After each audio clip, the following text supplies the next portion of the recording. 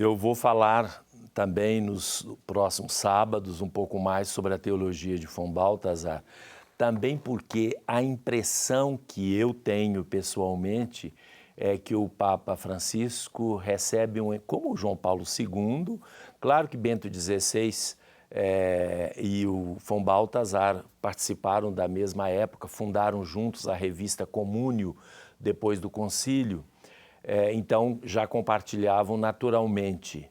Agora, o Papa Francisco, a gente lê pelos textos um pouco da teologia de von Balthasar e isso é importante para a gente entender um pouco mais e não ficar, sabe, na superfície das coisas.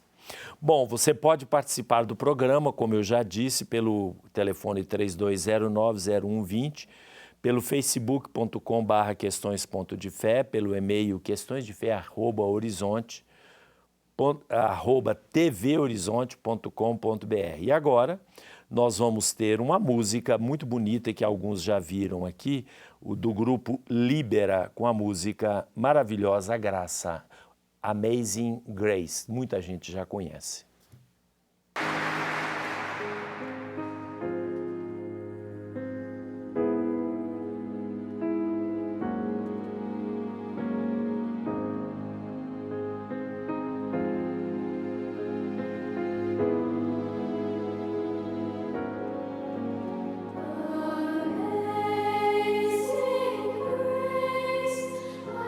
Sweet the sound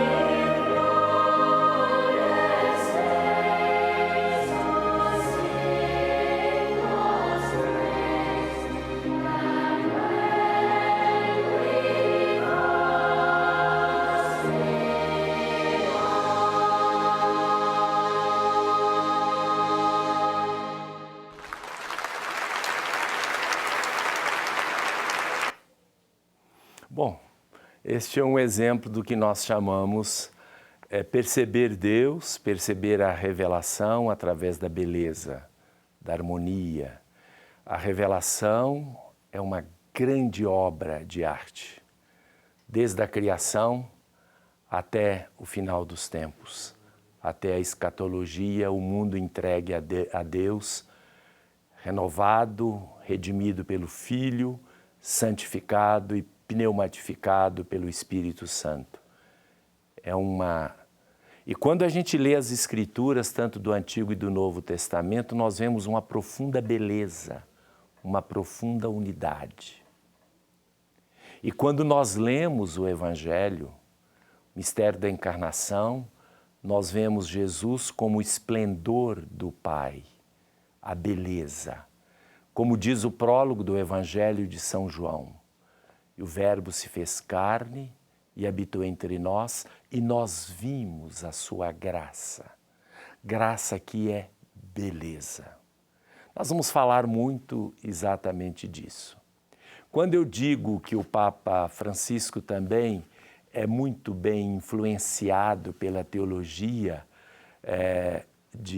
do nosso amigo, né, von Balthasar, eu me refiro principalmente a esta visão do todo, né? E a perspectiva que ele tem, inclusive, da interpretação teológica, do cuidado com os pobres, porém, a partir do Evangelho, era uma expressão muito cara a von Balthasar. Como eu disse, o Evangelho primeiro. O Evangelho primeiro. Nós não vamos ter cuidado com os pobres por causa de partido político, por causa de ideologia. O Papa fala isso, ele insiste muito nisso. O que a gente tem que ver são os escritos. O Evangelho primeiro, em primeiro lugar. L'Évangile d'abord. O Evangelho, Cristo em primeiro lugar.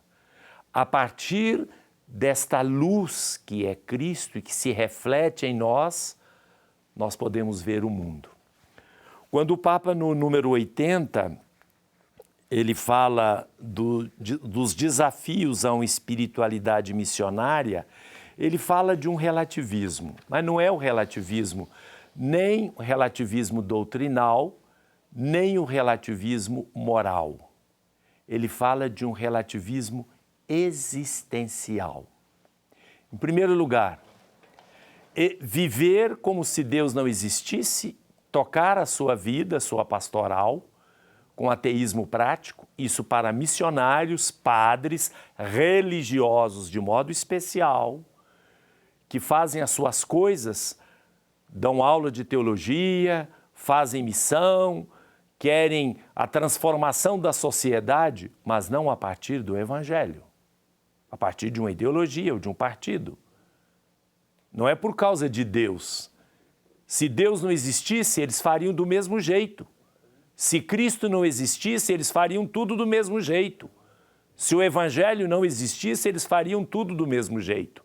Mas como são padres, são frades, então o que eles fazem?